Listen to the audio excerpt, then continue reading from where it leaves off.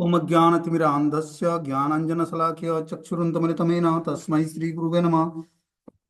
श्रीचैतन्यमनोभीष्टं स्थापितं येन भूतले स्वयं रूपकदा मह्यं ददाति स्वपदान्तिकं वन्देऽहं श्रीगुरुः श्रीयुतपदकमलं श्रीगुरून् वैष्णवाचं श्रीरूपं साग्रजातं सगणरघुनाथान्वितं तं सजीवं साद्वैतं सावधूतं परिजनसहितं कृष्णचैतन्यदेवं श्रीराधाकृष्णपादान् सगणललिता श्रीविशाखानप्रदाश्च नारायणं नमस्कृत्यं नरं चैव नरोत्तमं देवीं सरस्वतीं व्यासं ततो जयमुदीरे सुनतां स कथा कृष्ण पुण्यश्रवणकीर्तनं हृदयन्तस्तु भद्राणि विद्नोति सुसदां नष्टप्रायेषु भद्रेषु नित्यं भागवतसेव्या भगवती उत्तमश्लोके भक्तिर्भवति नैष्टिकी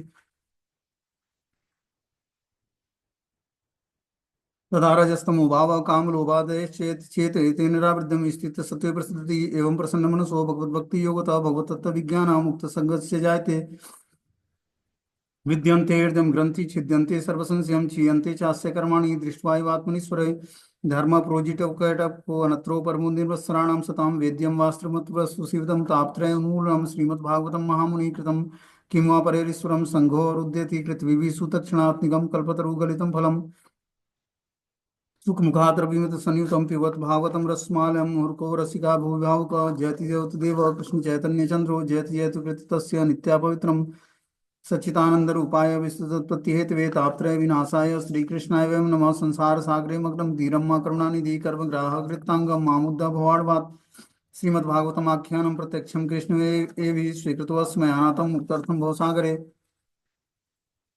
भवे भवे यथा भक्ति पादुस्तव जायते तथा कृष्य देवस्य नाथोस्तु नियतं प्रभु नाम संकीर्तनं यस्य सर्वपापप्रणाशनं प्रणामो दुःखशमनं तं नमामि हरिपरम आद्यो भगवान् व्रजेशतन्यो तद्धाम वृन्दावनं रम्या काचिदुपासना व्रजवधू वर्गेण या कल्पिता श्रीमद्भागवतं प्रमाण अमलं प्रेमोपमार्थो मान श्री चैतन्य महाप्रभु मदमिदं तत्रादरो न परा कृष्णाय वासुदेवाय हरे परमात्मने प्रणतक्लेशनाशाय गोविन्दाय नमो नमः। हे कृष्ण करुणा सिंधु दीनबंधु जगत्पते गोपेश गोपिका कांत राधा कांत नमस्तुते तप्त कांचन गौरांगे श्रीराधे वृंदावनेश्वरी वृष्मानुसुते देवी प्रणमामि हरिप्रिये वाछाकल्पतरुवक्ष कृपा सिंधुभ्य च पतितानां पावनेभ्यो वैष्णवेभ्यो नमो नमः। जय श्री कृष्ण चैतन्य प्रभु नित्यानंद श्री अद्वैत गदाधर श्रीवासादि श्री गौर भक्तवृंद हरे कृष्ण कृष्ण कृष्ण हरे हरे हरे राम राम राम हरे हरे।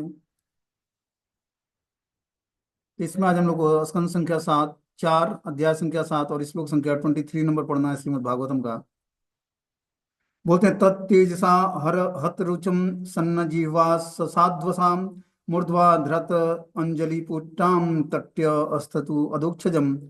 नारायण की शारीरिक क्रांति के तेज से अन्य सबों की क्रांति मंद पड़ गई और सबों का बोलना बंद हो गया। आश्चर्य तथा सम्मान से भयभीत सबों ने अपने अपने सिरों पर हाथ धर लिए और भगवान अधोक्षज की स्तुति करने के लिए उद्यत हो गए। जब यज्ञ संपन्न हो गया अच्छे तरीके से तो यज्ञपति भगवान विष्णु यज्ञ से प्रसन्न होकर प्रकट हो गए यज्ञ में। ठीक है ना। जैसे ही प्रकट होते हैं उनकी शारीरिक क्रांति से सारे लोगों की क्रांति मंद पड़ गई। जितने भी यज्ञ करने बैठे हुए थे ब्राह्मण शिव ब्रह्मा और अलग अलग देवी देवता सबकी क्रांति जो है धीमी पड़ गई। सबका बोलना बंद हो गया क्योंकि भगवान का अद्भुत तेज देखकर सब जो है सबने बोलना बंद कर दिया। मतलब यज्ञ करना और फिर जो है यज्ञ में आहुति डालना मंत्र उच्चारण करना अद्भुत जब तेज प्रकट हुआ भगवान के शरीर से उसको देखकर सारे लोग आश्चर्यचकित हो गए और सम्मान में भयभीत होकर सिरों पर हाथ धर लिया और भगवान अधोक्षज की स्तुति करने के लिए तैयार हो गए। यद्यपि ब्रह्मा जैसा देवता भी परमेश्वर की अनंत महिमा का अनुमान लगाने में असमर्थ है किंतु वे सभी भगवान की कृपा से उनके दिव्य रूप को देख सकते थे। अतः वे अपने अपने सामर्थ्य के अनुसार उनकी सादर स्तुति करने लगे। जैसे ही भगवान प्रकट हुए यज्ञ पुरुष भगवान विष्णु यज्ञ से तो सारे लोग जो भी देवता थे ब्रह्मा शिव और सारे लोग जो थे अपने अपने सामर्थ्य के अनुसार भगवान की स्तुति करने लगे। बोलते हैं भगवान सदैव अनंत हैं उनकी महिमाओं का वर्णन कर पाना ब्रह्मा जैसे पुरुषों के लिए भी दुष्कर है। कहा जाता है कि भगवान के प्रत्यक्ष अवतार अनंत के अनंत मुख हैं। वे प्रत्येक मुख से अनंत काल से भगवान की महिमाओं का वर्णन करने का प्रयत्न कर रहे हैं तो भी उनकी महिमाओं का वर्णन पूरा नहीं होता है। भगवान का ग्लोरिफिकेशन करना हर एक जीवात्मा का धर्म है। जो हम महामंत्र का जाप करते हैं हम क्या करते हैं भगवान को ग्लोरीफाई करते हैं गुणगान करते हैं भगवान का। अपने पर्टिकुलर जीवन में हमें रेगुलर बेसिस जो है कुछ न कुछ भगवान की स्तुति पाठ करनी चाहिए। उससे भगवान बहुत ही प्रसन्न होते हैं। मान लो कोई आपकी स्तुति करता है ठीक है ना। मान लो किसी का बर्थडे होता है व्यक्ति उसको ग्लोरीफाई करता है कि इसके अंदर क्या क्या अच्छी क्वालिटी है, तो बहुत ही प्रसन्नता होती है। उसी तरह जब हम भगवान को निरंतर अपने जीवन में ग्लोरिफिकेशन करेंगे तो हमारा जीवन बहुत ही सूटेबल हो जाएगा। तो हमें कुछ स्तुति पाठ करनी चाहिए। जैसे हम देखते हैं कि गजेंद्र पिछले जीवन में इंद्रदुम्न महाराज था, लेकिन अगस्त मुनि के श्राप से वो हाथी बन गया इस जीवन में। और हाथी के जीवन में उसको ग्राह ने पकड़ लिया। घड़ियाल ने समुद्र में जब स्नान करने गया अपनी पत्नियों के साथ सरोवर में, तो क्या करता है, घड़ियाल उसका पैर पकड़ लेता है। अब जितने भी पत्नी बच्चे थे हाथी के, सबने खींचने का प्रयास किया कि इसको जल से बाहर निकाल लिया जाए, सुरक्षित हो जाए। लेकिन मगर का जो है शक्ति जो है जल में बहुत ही बढ़ा चढ़ा था, क्योंकि वो जल में बहुत ही शक्तिमान होता है घड़ियाल। और हाथी जो है जल में थकता गया। उसके बाद भी 1,000 सालों तक युद्ध किया घड़ियाल से, लेकिन अंत में हार गया। तो क्या किया, जल से एक कमल उखाड़ा और भगवान को अर्पित किया, नारायण को, और जो है स्तुति पाठ किया। पूर्व जीवन में जो उसने स्तुति याद की थी इंद्रदुम्न महाराज के शरीर में, वो स्तुति उसको हाथी के शरीर में याद आ गया। और वही गजेंद्र मोक्ष है, जो गजेंद्र मोक्ष का पाठ करने पर व्यक्ति जो है समस्त ऋणों से मुक्त हो जाता है, समस्त बाधाओं से मुक्त हो जाता है। भक्ति में जितनी भी बाधाएं हैं, गजेंद्र मोक्ष का कोई पाठ करता है उससे क्या होता है, भक्ति के सारे अवरोध नष्ट हो जाते हैं और व्यक्ति अपने ऋणों से मुक्त हो जाता है। तो इस तरह से गजेंद्र ने भगवान नारायण की स्तुति पाठ की। जो पूर्व जीवन में उसको, जब वो राजा के शरीर में था, तब जो स्तुति किया था, वो इस गजेंद्र शरीर में, हाथी के शरीर में आके वो स्तुति उसको याद आ गई। और वो स्तुति किया। और भगवान गरुण से चले जब बैकुंठ से, तो गरुण अभी टाइम लगाया था। गरुण जो है हवा के वेग से भी तेज चलता है। भगवान नारायण ने क्या किया, गरुण से कूद करके गजेंद्र की रक्षा की। पहले घड़ियाल को मारा और फिर जाकर गजेंद्र को बचाया। तो निरंतर बेसिस हम जब कुछ भगवान की स्तुति पाठ करते हैं तो भगवान अति प्रसन्न होते हैं। कुछ वैष्णव भजन, कुछ भगवान की स्तुति का करेंगे हम रेगुलर बेसिस, तो उससे भगवान बहुत ही प्रसन्न होते हैं। तो हमें निश्चित रूप से करना चाहिए। जो वैष्णव आचार्यों के द्वारा भजन गाया हुआ है, या जो है अलग अलग जो स्तुतियां हैं उस स्तुति का पाठ करते हैं, ठीक है ना, तो भगवान बहुत ही प्रसन्न होते हैं। बोलते हैं कि जो भगवान अनंत हैं उनके अनंत मुख हैं, अनंत मुखों से वो अनंत समय से भगवान का गुणगान कर रहे हैं। लेकिन कृष्ण का ग्लोरिफिकेशन खत्म नहीं होता है। ये है भगवान की महिमा। अनंत मुखों से अनंत समय से भगवान का ग्लोरिफिकेशन कर रहे हैं। और इस तरह से वो भगवान की महिमा का वर्णन करने का प्रयत्न कर रहे हैं, तो भी उनकी महिमाओं का वर्णन पूरा नहीं होता है। सामान्य मनुष्य के लिए भगवान की अनंत की महिमा को समझ पाना, उनका वर्णन कर पाना संभव नहीं है। किंतु अपनी अपनी शक्ति के अनुसार लोग उनकी स्तुति तो कर सकते हैं। सेवा भाव से यह शक्ति बढ़ती है। जब हम सेवा करते हैं भगवान की, तो उससे क्या होती है, हमारी शक्ति बढ़ती है, आध्यात्मिक शक्ति बढ़ती है, और हम सेवा करने के लिए और तत्पर हो पाते हैं। जब भगवान विष्णु ने यज्ञ में डाली गई आहुति को स्वीकार कर लिया, तो दक्ष प्रजापति ने अत्यंत प्रसन्नता पूर्वक उनकी स्तुति करनी प्रारंभ की। वस्तुतः भगवान समस्त यज्ञों के स्वामी और सभी प्रजापतियों के गुरु हैं। नंद सुनंद जैसे पुरुष तक उनकी सेवा करते हैं। बता रहे हैं कि जब यज्ञ में भगवान विष्णु को प्रसन्न करने के लिए दक्ष ने आहुति डाली और भगवान उस पर यज्ञ से प्रसन्न होकर प्रकट हो गए, तो बहुत ही प्रसन्नता पूर्वक दक्ष ने उनको स्तुति पाठ की उनकी। भगवान समस्त यज्ञों के स्वामी हैं और समस्त प्रजापतियों के गुरु हैं। और नंद सुनंद जो हैं भगवान के मुख्य जो है सेवक हैं बैकुंठ में। वो भी उनकी सेवा स्तुति के माध्यम से करते हैं, भगवान का ग्लोरिफिकेशन करते हैं। तो जो ग्लोरिफिकेशन हम यहाँ पे करेंगे, वही भगवान के धाम में भी हमें भगवान को ग्लोरीफाई करना है। जैसे मान लो कि राजा के बहुत सारे सेवक होते हैं नगर में, मंत्री और जो है और भी बहुत सारे सेवक होते हैं। सब क्या करते हैं, राजा को ग्लोरीफाई करते हैं। उससे राजा को क्या मिलता है, पोषण मिलता है ग्लोरिफिकेशन सुन के, और उसको उत्साह मिलता है। जब व्यक्ति आपका ग्लोरिफिकेशन करता है तो आपका उत्साह बढ़ता है। और जब आपके अंदर कुछ निगेटिविटी बताता है तो आपके अंदर हीन भावना आती है। तो ये क्वालिटी कहाँ से आई जीवात्मा में, ये क्वालिटी भगवान में भी है। जो क्वालिटी भगवान में नहीं है वो जीवात्मा में नहीं हो सकती है। तो भगवान अपना ग्लोरिफिकेशन सुन के भक्तों के मुख से बहुत ही प्रसन्न होते हैं। इसी तरह जब हम भगवान को ग्लोरीफाई करेंगे, उनका गुणगान करेंगे स्तुतियों के माध्यम से, जो श्रीमद् भागवतम में या फिर अलग अलग वैकुंठ जो है वैष्णव भजन के बुकों में जो भगवान की स्तुति है, जैसे भगवान का अलग नंद नंदन अष्टकम है, ब्रजराज सुता अष्टकम है, राधा कृपा कटाक्ष है, गोपी गीत है, इस तरह के बहुत सारी स्तुतियां हैं जो वैष्णव आचार्यों ने गाया है। उसी स्तुतियों को राधा कृष्ण के सामने पढ़ते हैं, या भगवान चैतन्य महाप्रभु का सची सुताष्टकम है। तो इस तरह की स्तुति जब हम भगवान के सामने, गौरांग महाप्रभु के सामने, राधा कृष्ण के सामने, कृष्ण बलराम के सामने स्तुति करते हैं, तो भगवान बहुत ही प्रसन्न होते हैं। और हम लोग के इष्ट आराध्य कौन है? नंद नंदन भगवान श्री कृष्ण है, जो कि ग्वाल बाल है, न कि वसुदेव नंदन कृष्ण है। जो नंद नंदन कृष्ण है, जो राधा रानी के साथ रास नृत्य करते हैं, गोपियों के साथ बांसुरी बजाते हैं और गौ में चराते हैं, वही हम लोग के इष्ट आराध्य भगवान है। वसुदेव कृष्ण जो है, वो कंस का वध करते हैं, द्वारका में महिषियों के साथ पारिवारिक जीवन में होते हैं। लेकिन हम लोग के जो नंद नंदन कृष्ण हैं, वो ब्रज वृंदावन छोड़ के कभी बाहर नहीं जाते हैं। तो हम लोग के इष्ट आराध्य उपासना के मुख्य देव कौन है? राधा कृष्ण है। कौन से राधा कृष्ण? नंद नंदन भगवान श्री कृष्ण और श्रीमती राधा रानी। तो उन्हीं की उपासना करनी है, उन्हीं के भाव में हमें अपने भक्ति का पोषण करना है। जो जिस भाव से भगवान का भजन करेगा, उसी भाव का पोषण होगा और उसी के धाम को प्राप्त करेगा। तो जो गौड़ी वैष्णव उपासना है, उसमें नंद नंदन भगवान श्री कृष्ण की उपासना राधा रानी के साथ होती है। गौड़िया का मतलब ही होता है राधा रानी की उपासना। जहाँ राधा रानी की उपासना नहीं है, वो गौड़ीय संप्रदाय नहीं कहलाएगा। आगे इसमें बता रहे हैं कि दक्ष ने अब स्तुति प्रारंभ की। बोलता है, दक्ष ने भगवान को संबोधित करते हुए कहा कि हे प्रभु, आप समस्त कल्पना अवस्थाओं से परे हैं। आप परम चिन्ह में भय रहित और भौतिक माया को बस में रखने वाले हैं। यद्यप आप माया में स्थित प्रतीत होते हैं, किंतु आप दिव्य हैं। आप भौतिक कर्मश से मुक्त हैं, क्योंकि आप परम स्वतंत्र हैं। तो इस तरह से दक्ष ने भगवान को स्तुति अर्पण किया कि हे प्रभु, आप समस्त कल्पना अवस्थाओं से परे हैं। भगवान को कोई कल्पना से देख नहीं सकता है या जान नहीं सकता है। भगवान को जानने के लिए हमें क्या करना पड़ेगा? भगवान की भक्ति करनी पड़ेगी। आप परम चिन्ह में भय रहित और भौतिक माया को बस में रखने वाले हैं। भगवान जो हैं, चिन्ह में वस्तु हैं और भय से रहित हैं, इसलिए उनका नाम है अभय। वो खुद भी अभय हैं और अपने भक्तों को भी अभय प्रदान करते हैं। और क्या है? भौतिक माया को बस में रखते हैं भगवान। जिस भौतिक माया से जीवात्मा प्रभावित होता है, वो भगवान के वश में होती है, भगवान के पीछे खड़ी होती है माया। यद्यप आप माया में स्थित प्रतीत होते हैं, किंतु आप दिव्य अवस्था में होते हैं। भगवान इस भौतिक संसार में आकर लीलाएं संपन्न करते हैं। तो बाहरी दृष्टि से लगता है भगवान माया में स्थिर हैं, लेकिन वो दिव्य अवस्था में होते हैं। माया उनको प्रभावित नहीं करती है, बल्कि माया उनके चरणों की दासी है।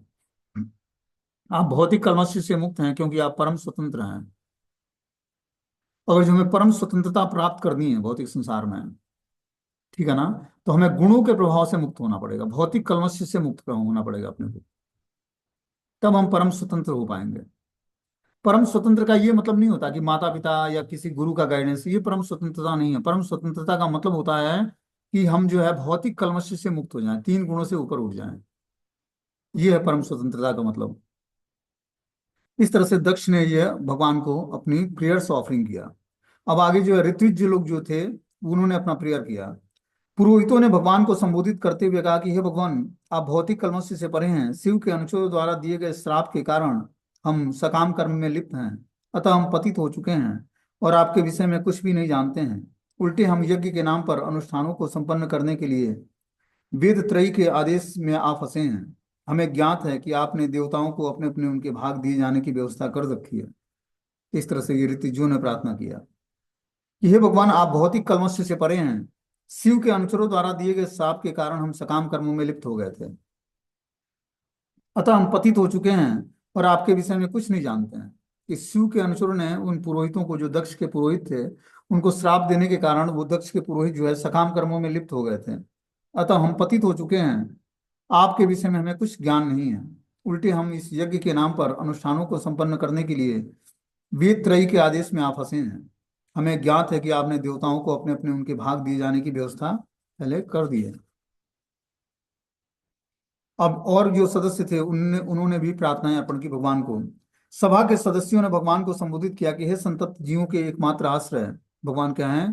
संतप्त जीवों के एकमात्र आश्रय हैं। जो भौतिक संसार में संतप्त हैं त्रैताप के द्वारा, उनके एकमात्र आश्रय कौन है? भगवान कृष्ण या विष्णु है। इस बद्ध संसार के दुर्ग के काल रूपी सर्प प्रहार करने की ताक में रहता है। यह संसार तथाकथित सुख और दुख की खदंगों से भरा पड़ा है और अनेक हिंसक पशु आक्रमण करने को सन्नद्ध रहते हैं। शोक रूपी अग्नि सदैव जलती रहती है और मृषा सुख की मृग तृष्णा सदैव मोहित करती रहती है, किंतु मनुष्य को इनसे छुटकारा नहीं मिलता। इस प्रकार अज्ञानी पुरुष जन्म मरण के चक्र में पड़े रहते हैं और अपने तथाकथित कर्तव्यों के भार से सदा दबे रहते हैं। हमें ज्ञात नहीं है कि आपके चरण कमलों की शरण में कब जाएंगे। इस तरह से ये प्रार्थना अन्य सदस्यों ने किया। अब भगवान रुद्र जो है, भगवान शिव जो है, उन्होंने प्रार्थनाएं अर्पण की। शिव जी ने कहा, हे भगवान, मेरा मन और मेरी चेतना निरंतर आपके पूजनीय चरण कमलों में स्थिर रहता है। तो समस्त वरों और इच्छाओं की पूर्ति के स्रोत होने के कारण समस्त मुक्त महामुनियों द्वारा पूजित हैं, क्योंकि आपके चरण कमल की पूजा के वही योग्य हैं। आपके चरण कमलों में मन को स्थिर रख पाना, मैं उन व्यक्तियों से विचलित नहीं होता या यह कहकर मेरी निंदा करते हैं कि मेरे कर्म पवित्र नहीं है, मैं उनके आरोपों की परवाह नहीं करता। मैं उसी प्रकार दयावश उन्हें क्षमा कर देता हूँ, जिस प्रकार आप समस्त जीवों के प्रति दया प्रदर्शित करते हैं। तो भगवान शिव ने प्रार्थना किया कि हे प्रभु, मेरा मन और मेरी चेतना निरंतर आपकी पूजनीय चरण कमलों में स्थिर रहता है। जो भगवान के चरण कमल हैं, उसमें भगवान शिव जी की मन और बुद्धि जो है एकाग्र रहती है। जो चरण कमल समस्त वरों और इच्छाओं को पूर्ति करने के स्रोत हैं, हमारी जो भी इच्छाएं हैं, वो भगवान के चरण कमलों का ध्यान करके अगर जब नाम जप करते हैं तो समस्त इच्छाएं हमारी पूर्ण हो जाएंगी। बता रहे हैं कि इच्छाओं की पूर्ति के स्रोत होने के कारण समस्त मुक्त महामुनियों द्वारा पूजित है। भगवान के चरण कमल मुक्त मुनियों के द्वारा पूजित है। मुक्त मतलब जो समस्त पाप कर्मों से मुक्त हो गया जीवात्मा, उसके ऑफरिंग जो है, उसके किए हुए पाठ, उसके किए हुए नाम जप, उसकी की हुई भगवान की सेवा, भगवान के चरण कमलों के प्रति ऑफरिंग हो जाती है तुरंत। क्योंकि आपके चरण कमल ही पूजा के योग्य हैं। आपके चरण कमलों में मन को स्थिर रखकर मैं उन व्यक्तियों से विचलित नहीं होता जो मेरी निंदा करते हैं कि मेरा कर्म पवित्र नहीं है। बोलना है भगवान शिव कि मैं अपने मति को आपके चरणों में स्थिर कर लेता हूँ, और अगर जो कोई व्यक्ति मुझे विचलित करने का प्रयास करता है या मेरी निंदा करता है कि मेरे कर्म पवित्र नहीं है, तो मैं उनकी आरोपों की परवाह नहीं करता। मैं उसी प्रकार दयावश उन्हें क्षमा कर देता हूँ, जिस प्रकार आप समस्त जीवों के प्रति दया प्रदर्शित करते हैं। अब जो भृंग ऋषि थे, उन्होंने प्रार्थना किया। भृंग मुनि ने कहा, हे भगवान, सर्वोच्च ब्रह्मा से लेकर सामान्य चींटी तक सारे जीव आपकी माया शक्ति के दुर्लभ में जादू के वशीभूत हैं, और इस प्रकार वे अपने स्वाभाविक स्थिति से अपरिचित हैं। देहात्म बुद्धि में विश्वास करने के कारण सभी मोह के अंधकार में पड़े हुए हैं। वे वास्तव में यह नहीं समझ पाते कि आप प्रत्येक जीवात्मा में परमात्मा के रूप में कैसे रहते हैं, न तो आपके परम पद को ही समझ पाते हैं, किंतु आप समस्त शरणागत जीवों के नित्य सखा और रक्षक हैं। अतः आप हम पर कृपालु हों और हमारे समस्त पापों को क्षमा कर दें। इस तरह से भृंग मुनि ने प्रार्थना किया कि हे भगवान, सर्वोच्च ब्रह्मा से लेकर एक छिद्र चींटी तक सारे जीव आपकी माया शक्ति के दुर्लभ में जादू के वशीभूत हैं। इस भौतिक संसार में धरती के ऊपर 7 प्लेनेट हैं, 7 लोक हैं और 7 लोक नीचे हैं। तो 14 भुवनों में जो भौतिक संसार है, उसमें सभी जीवात्मा जो है माया के टच में है, चाहे वो ब्रह्मा जी ही क्यों ना हो। इस प्रकार वे अपने स्वाभाविक स्थिति से अपरिचित रहते हैं। देहात्म बुद्धि में विश्वास करने के कारण सभी मोह के अंधकार में पड़े हैं। सब जब देहात्म बुद्धि में होते हैं तो व्यक्ति मोहित होता है। देहात्म बुद्धि के कारण, देहात्म मतलब शारीरिक लेवल पर जब वो होता है तो सबसे मोहग्रस्त होता है। वो परिवार से, धन से, वस्तुओं से आसक्त होता है, और इस कारण से वो अपने आपको परम पिता या परमात्मा के रूप में समझ नहीं पाता है, और न ही आपके परम पद को समझ पाता है। किंतु आप समस्त शरणागत जीवों के नित्य सखा और रक्षक हैं। अतः आप हम पर कृपालु हों और हमारे समस्त पापों को क्षमा कर दीजिए। अब आगे जो ब्रह्मा जी प्रेयर्स करते हैं, बोलते हैं, ब्रह्मा जी ने कहा, है भगवान, यदि कोई पुरुष आपको ज्ञान अर्जित करने की विभिन्न विधियों द्वारा जानने का प्रयास करे तो वह आपके व्यक्तित्व और शाश्वत रूप को नहीं समझ सकता है। आपकी स्थिति भौतिक सृष्टि की तुलना में सदैव दिव्य है, जबकि आपको समझने के प्रयास, लक्ष्य और साधन सभी भौतिक और काल्पनिक हैं। ब्रह्मा जी ने बोला कि हे भगवान, यदि कोई पुरुष आपको ज्ञान अर्जित करने की विभिन्न विधियों द्वारा जानने का प्रयास करता है, ज्ञान के माध्यम से जानने का प्रयास करता है, तो आपके व्यक्तित्व और शाश्वत रूप को नहीं समझ सकता है। आपकी स्थिति भौतिक सृष्टि की तुलना में सदैव दिव्य है, जब आपको समझने के प्रयास, लक्ष्य और साधन सभी भौतिक और काल्पनिक है। तो भौतिक या काल्पनिक रूप से हम भगवान को नहीं समझ सकते हैं। भगवान को समझने के लिए हमें क्या करना पड़ेगा? भगवान की दिव्य अवस्था में भक्ति करनी पड़ेगी। जब हमारी भक्ति में दिव्यता आएगी तब हम भगवान को जान पाएंगे। ये ब्रह्मा जी का कहना है। अब आगे जो है इंद्र प्रार्थनाएं करते हैं।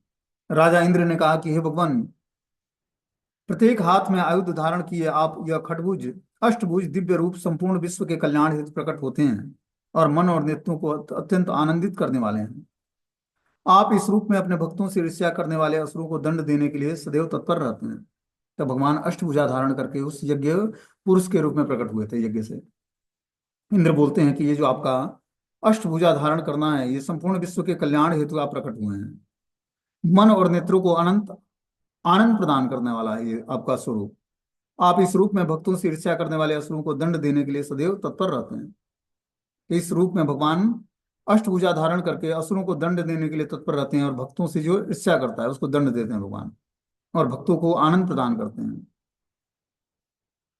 इस तरह से आगे जो है ऋषि लोग प्रार्थना करते हैं। ऋषियों ने प्रार्थना की कि हे भगवान, आपके कार्य अत्यंत आश्चर्यमय हैं और यद्यपि आप सब कुछ अपनी विभिन्न शक्तियों से करते हैं किंतु आप उनसे लिप्त नहीं होते हैं। यहाँ तक कि आप संपत्ति की देवी लक्ष्मी जी से भी लिप्त नहीं हैं, जिनकी पूजा ब्रह्मा जी जैसे बड़े बड़े देवता तथा उनकी कृपा प्राप्त करने के उद्देश्य से की जाती है। तो भगवान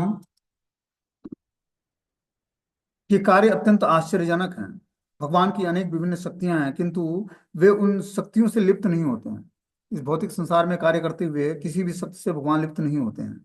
वो संपत्ति की देवी लक्ष्मी से भी लिप्त नहीं होते हैं, जो लक्ष्मी जी भगवान के श्री चरणों में सेवा करती हैं और भगवान की अर्धांगिनी है। जिनकी पूजा ब्रह्मा जी जैसे बड़े बड़े देवता उनकी कृपा प्राप्त करने के उद्देश्य से करते हैं, उससे भी भगवान लिप्त नहीं होते हैं, जिस लक्ष्मी की पूजा ब्रह्मा जी जैसे बड़े बड़े देवता भी करते हैं। आगे जो है सिद्ध लोक के वासी भगवान की स्तुति करते हैं। बोलते हैं सिद्धों ने स्तुति की कि हे भगवान, हमारे मन उस हाथी के समान हैं जो जंगल की आग को त्रस्त होने पर नदी में प्रविष्ट होने से सभी कष्ट भूल सकता है। उसी तरह ये हमारे मन भी आपके दिव्य लीलाओं की अमृत नदी में निमज्जित हो जाए। ऐसे दिव्य आनंद में निरंतर बने रहना चाहते हैं जो परम ब्रह्म में तदाकार होने के सुख के समान ही है। इस तरह से सिद्ध लोगों ने प्रार्थनाएं की। दक्ष की पत्नी ने बोला कि हे भगवान, यह हमारा सौभाग्य है कि आप हमारे यज्ञ स्थल में पधारे हैं। मैं आपके सादर चरण कमलों में नमस्कार करती हूँ और आपसे प्रार्थना करती हूँ कि इस अवसर पर आप प्रसन्न हूँ। यह यज्ञ स्थल आपके बिना शोभा नहीं पा रहा था, जिस प्रकार के सिर के बिना धड़ शोभा नहीं पाता है। इस तरह से दक्ष की पत्नी ने भगवान विष्णु को, यज्ञ पुरुष को क्या किया? प्रार्थना अर्पण किया कि आप, हम लोगों का परम सौभाग्य है जो हमारे यज्ञ स्थल में आप प्रकट हुए हैं। आपके बिना यह यज्ञ स्थल शोभा नहीं पा रहा था, जिस प्रकार बिना सिर का धड़ शोभा नहीं पाता है, मतलब बिना सिर का शरीर हो तो उसका शोभा नहीं होती।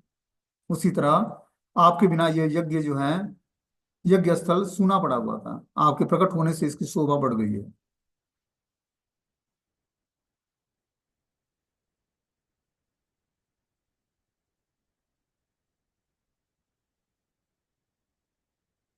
आगे योगेश्वरों ने प्रार्थना किया। महान योगियों ने कहा कि हे भगवान, जो लोग यह जानते हुए कि आप समस्त जीवात्माओं के परमात्मा हैं, आपको अपने से अभिन्न देखते हैं, वे निश्चय ही आपको परम प्रिय हैं।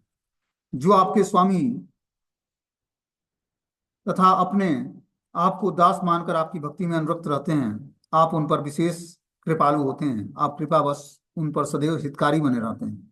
तो जो भी जीवात्मा भगवान को स्वामी के रूप में और अपने उनको दास के रूप में भगवान की भक्ति में अनुरक्त रहता है, तो भगवान उस जीवात्मा पर बहुत ही कृपालु होते हैं और बोल रहे हैं कि आप कृपावश सदैव उनके हितकारी कार्य करते हैं। अब आगे जो है ब्रह्मा जी बोलते हैं, ब्रह्मोवाच नमस्ते श्रित सत्वाय धर्मादीनाम च सूते निर्गुणाय च यत् काष्ठाम नाहम वेदा परे अपि च। साक्षात वेदों ने कहा कि हे भगवान, हम आपको सादर नमस्कार करते हैं क्योंकि आप सतोगुण के आश्रय होने के कारण समस्त धर्म तथा तपस्या के स्रोत हैं। आप समस्त भौतिक गुणों से परे हैं। कोई भी न तो आपको और न ही आपकी वास्तविक स्थिति को जानने वाला है। तो भगवान यहाँ पर साक्षात वेद जो हैं वो भगवान की स्तुति करके पहले नमस्कार करते हैं और बोलते हैं कि आप सतोगुण के आश्रय होने के कारण समस्त धर्म तथा तपस्याओं के स्रोत हैं। भगवान ही समस्त धर्म और तपस्या जो भी हम करते हैं उसके स्रोत भगवान ही हैं। आप समस्त भौतिक गुणों से परे हैं। कोई भी ना तो आपको और ना ही आपकी वास्तविक स्थिति को जानने की योग्यता हासिल कर सकता है।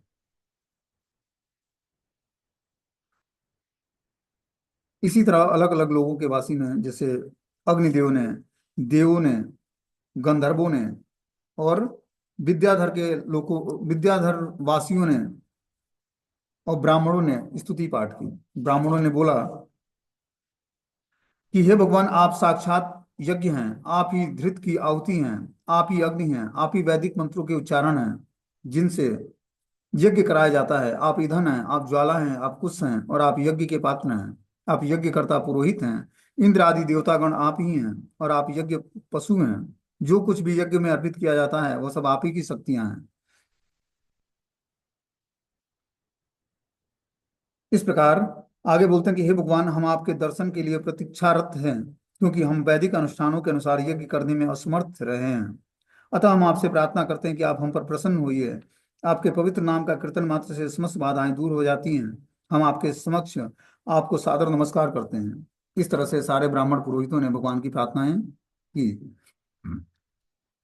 कि हे भगवान, आपके दर्शन के लिए मैं प्रतीक्षारत हूँ कि आप कब यज्ञ से प्रकट होंगे, और हम लोग यज्ञ में आहुति डालते हुए आपकी प्रतीक्षा कर रहे हैं, क्योंकि हम वैदिक अनुष्ठानों के अनुसार यज्ञ करने में असमर्थ रहे हैं। अतः हम आपसे प्रार्थना करते हैं कि आप हम पर प्रसन्न होइए। आपके पवित्र नाम कीर्तन समस्त बाधाओं को दूर कर देती है। हम आपके समक्ष आपको सादर नमस्कार करते हैं। इस तरह से ब्राह्मणों ने प्रार्थना भगवान को अर्पित की। इस पर मैत्रेय आगे बोलते हैं, मैत्रेय ऋषि, कि इति दक्षम कवि यज्ञम भद्रम रुद्राभिमर्शितम कीर्तमाने ऋषिकेशम सन्निन्य यज्ञ भावने।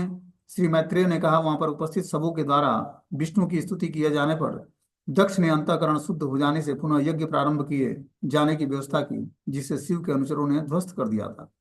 इस तरह से अब जो है भगवान विष्णु यज्ञ की स्तुति से प्रसन्न होकर यज्ञ प्रारंभ होता है और भगवान प्रकट हो जाते हैं उसमें। आगे जो है मैत्रेय ऋषि आगे बोलते हैं कि हे पाप मुक्त विदुर, भगवान विष्णु ही वास्तव में समस्त यज्ञों के फल के भोक्ता हैं। फिर भी समस्त जीवात्माओं के परमात्मा होने से वे अपना यज्ञ भाग प्राप्त होने हो जाने से प्रसन्न हो गए। अतः उन्होंने प्रमुदित भाव से दक्ष को संबोधित किया। भगवान उस यज्ञ भाग को जब स्वीकार करते हैं तो बहुत ही प्रसन्न होते हैं और प्रमुदित भाव से, मतलब खुश होकर भगवान दक्ष को संबोधित करते हैं। श्री भगवान ने क्या बोला? अहम ब्रह्मा च सस्वश्च जगतम कारणम परम आत्मेश्वरम उपद्रष्टा स्वयं दृग्य विशेषणम। भगवान विष्णु ने उत्तर दिया कि ब्रह्मा, शिव तथा मैं इस दृश्य जगत के परम कारण है। मैं परमात्मा स्वयं निर्भर साक्षी हूँ, किंतु निर्गुण निराकार रूप में ब्रह्मा, शिव तथा मुझ में कोई अंतर नहीं है। भगवान विष्णु ने क्या उत्तर दिया कि ब्रह्मा, शिव और मैं इस दृश्य जगत के परम कारण हैं। हम ही लोग सृष्टि का निर्माण, पालन और संहार करते हैं। ब्रह्मा, शिव और मैं स्वयं। मैं परमात्मा स्वयं निर्भर साक्षी हूँ। परमात्मा के रूप में भगवान किसी पर निर्भर नहीं है, स्वयं हर कार्यों के साक्षी हैं। किंतु निर्गुण निराकार रूप में ब्रह्मा, शिव और मुझ में कोई अंतर नहीं है। भगवान ने कहा कि हे दक्ष द्विज, मैं आपको मैं आदि भगवान हूँ, किंतु इस दृश्य जगत के सृष्टि, पालन और संहार के लिए मैं अपनी भौतिक शक्ति के माध्यम से कार्य करता हूँ, और कार्य की विभिन्न कोटियों के अनुसार मेरे भिन्न भिन्न नाम हैं। तो भगवान इस भौतिक संसार में सृष्टि, पालन और संहार करते हैं, ठीक है ना। और कार्यों की भिन्न कोटियों के अनुसार भगवान का अलग अलग नाम है, जैसे ब्रह्मा, शिव और विष्णु। भगवान ने आगे कहा, जिसे समुचित ज्ञान प्राप्त नहीं है वह ब्रह्मा तथा शिव जैसे देवताओं को स्वतंत्र समझता है। वह यह भी नहीं सोचता कि जीवात्मा भी स्वतंत्र है। तो इस तरह से जो जिसको समुचित ज्ञान नहीं है वह ब्रह्मा तथा शिव जैसे देवताओं को स्वतंत्र मानता है, जबकि और जीवात्माओं को भी स्वतंत्र मानता है। लेकिन सारे देवता भगवान के अंडर गाइडेंस में सेवा करते हैं। कोई भी भगवान से स्वतंत्र नहीं है, न तो जीवात्मा, न शिव और ब्रह्मा जैसे देवता भी। सामान्य बुद्धि वाला व्यक्ति सिर तथा शरीर के अन्य भागों को पृथक पृथक नहीं मानते। इसी प्रकार मेरे भक्त सर्वव्यापी भगवान विष्णु तथा किसी वस्तु या किसी जीवात्मा में अंतर नहीं मानते। उसे जो सामान्य बुद्धि वाला व्यक्ति है वो सिर तथा शरीर के अन्य भागों को पृथक पृथक नहीं मानता है। इसी प्रकार मेरे भक्त सर्वव्यापी भगवान विष्णु या किसी अन्य वस्तु या किसी जीवात्मा में अंतर नहीं मानते हैं। भगवान ने आगे कहा कि जो मनुष्य ब्रह्मा, शिव, विष्णु या जीवात्माओं को परम ब्रह्म से पृथक नहीं मानते और ब्रह्मा को जानता है, वही वास्तव में शांति प्राप्त करता है, अन्य नहीं। बोलते हैं कि जो मनुष्य ब्रह्मा, विष्णु, शिव या जीवात्माओं को परम ब्रह्म से पृथक नहीं मानते और ब्रह्म को जानता है, वही वास्तव में शांति प्राप्त करता है। कि ब्रह्मा, विष्णु, शिव और जीवात्मा भगवान से अलग नहीं है, भगवान की ही शक्ति है। ठीक है ना। ये जो व्यक्ति जानता है और ब्रह्म को जानता है, मतलब ब्रह्म मतलब भगवान को जानता है, वही वास्तव में शांति प्राप्त करता है, अन्य व्यक्ति नहीं। अब इस पर आगे मैत्रेय ऋषि बोलते हैं, एवं भगवताम दृष्ट्वा प्रजापति पति हरिम आर्चित्वा कर्तूनाम सर्वेन देवानुभयो तो अयजत। मैत्रेय मुनि ने कहा, इस प्रकार भगवान ने से भली भांति आदेश पाकर समस्त प्रजापतियों के प्रधान दक्ष ने भगवान विष्णु की पूजा की। यज्ञ यज्ञ उत्सवों के लिए स्वीकृति विधि के अनुसार उनकी पूजा करने के अनंतर उसने ब्रह्मा तथा शिव की भी अलग अलग पूजा की। इस तरह भगवान यज्ञपति भगवान विष्णु की पूजा भगवान के आदेश अनुसार भली भांति संपन्न किया। उसके बाद ब्रह्मा और शिव को भी अलग अलग पूजा अर्पण किया। दक्ष ने सभी प्रकार से सम्मान पूर्वक यज्ञ के शेष भाग को शिव की पूजा की, शेष भाग से भगवान शिव की पूजा की। याज्ञिक अनुष्ठानों की समाप्ति के पश्चात उसने अन्य समस्त देवों तथा वहां पर एकत्र अन्य जनों को संतुष्ट किया। तब पुरोहितों के साथ उन सारे कर्तव्यों को संपन्न करके उसने स्नान किया और पूर्णतः संतुष्ट हुआ। इस तरह से दक्ष ने अब भगवान विष्णु को संतुष्ट करने के बाद जो यज्ञ के शेष भाग बचे थे उससे भगवान शिव की पूजा की। याज्ञिक अनुष्ठान समाप्त होने के बाद सारे देवों को उसने संतुष्ट किया और उसके बाद पुरोहितों के साथ अपने कर्तव्यों को संपन्न करके फिर स्नान करता है और पूर्ण संतुष्टि का अनुभव करता है। इस प्रकार यज्ञ के अनुष्ठान द्वारा विष्णु की पूजा करके दक्ष पूर्ण रूप से धार्मिक पथ पर स्थिर हो गया। इसके बाद ही यज्ञ में समागत समस्त देवताओं ने उसे आशीर्वाद दिया कि धर्मनिष्ठ हो, और तब वे चले गए।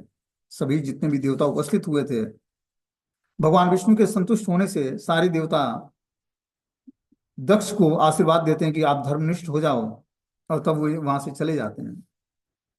मैत्रेय ऋषि ने आगे कहा कि मैंने सुना है कि दक्ष ने से प्राप्त शरीर को त्याग देने के पश्चात दाक्षायणी, जो दक्ष की पुत्री थी, वो हिमालय के राज्य में जन्म लिया। वह मेना की पुत्री के रूप में जन्मी।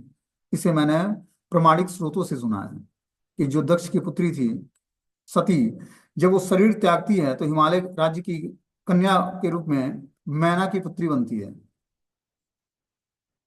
अंबिका देवी दुर्गा ने, जो दाक्षायणी सती कहलाती है, पुनः शिव को अपने पति के रूप में स्वीकार किया। जिस प्रकार भगवान की विभिन्न शक्तियां नवीन सृष्टि के समय कार्य करती हैं, इस तरह से जो दाक्षायणी थी सती, जब शरीर त्याग करती है तो अगले जीवन में हिमालय की पुत्री बनती है और फिर से भगवान शिव को अपने पति के रूप में स्वीकार करती है।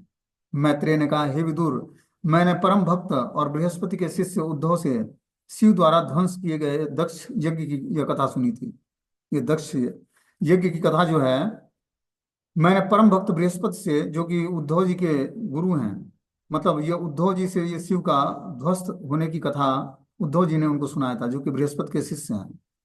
उद्धव जी ने मैत्रेय को सुनाया और मैत्रेय अभी विदुर को सुना रहे हैं। मैत्रेय मुनि ने अंत में कहा कि हे गुरुनंदन, यदि कोई भगवान विष्णु द्वारा संचालित दक्ष यज्ञ की यह कथा श्रद्धा और भक्ति के साथ सुनता है तो इसे, और फिर इसे सुनाता है, तो वह निश्चित ही संसार के समस्त कलमश से विमल हो जाएगा। जो यज्ञ, जो हम लोगों ने यह दक्ष यज्ञ और भगवान शिव का क्रोधित होना और भगवान शिव के द्वारा अंत में यज्ञ संपन्न करना, ये सब कथा जो हम ध्यान पूर्वक सुने होंगे श्रद्धा तथा भक्ति के साथ, तो इसका श्रुति फल बता रहे हैं कि वह संसार के समस्त कलमश से मुक्त हो जाएगा और भगवान श्री हरि के चरणों के प्रति आकर्षण बढ़ जाएगा उसका। इस तरह से ये दक्ष द्वारा यज्ञ की समाप्ति पूर्ण हो जाता है। ठीक है ना। तो इस तरह से दक्ष यज्ञ समाप्त हो जाता है और सती ने जो शरीर त्यागा था वो हिमालय की पुत्री के रूप में, पार्वती के रूप में आती है और भगवान शिव का वर्ण करती है। ठीक है। हरे कृष्णा। अभी अध्याय समाप्त हो गया है यहाँ पर दक्ष का और प्रजापति